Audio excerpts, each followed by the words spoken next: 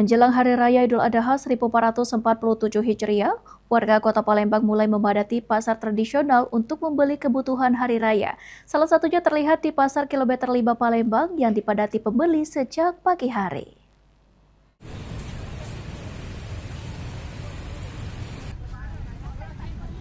Beginilah suasana Pasar Kilometer 5 Palembang menjelang Hari Raya Idul Adha 1447 Hijriah. Pada Selasa pagi 26 Mei 2026, warga terlihat memenuhi lorong-lorong pasar untuk membeli berbagai kebutuhan hari raya. Antusiasme warga terlihat meningkat menjelang Hari Raya.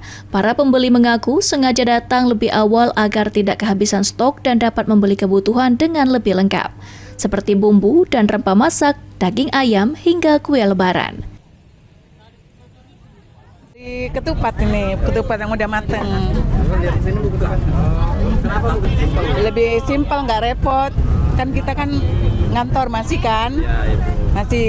hari kerja. Kan libur cuma satu hari pas lebaran aja. Jadi beli ketupat nih. Udah, kalau yang lain udah semua tuh, kayak ayam itu. Beli apa saja? Ayam, beli daging, beli kerupuk. Banget, padatnya banget. Iya. Dari pagi? Ya, dari pagi kayaknya antusias banget orang mau lebaran, iya. Oh, banyak bumbu rendang, malbi, terus ini pindang tulang, terus. Sementara itu, salah satu pedagang, Nur Sani, mengatakan penjualan meningkat hingga 50% dibanding hari biasa. Meski sejumlah harga bahan pokok mengalami kenaikan, namun daya beli masyarakat tetap tinggi. Seperti cabai keriting yang dijual Rp80.000, harga sebelumnya Rp60.000 per kilogram. Stok cabai keriting sebanyak 80 kg milik pedagang habis terjual dalam satu hari. Apa dia paling dibeli uang?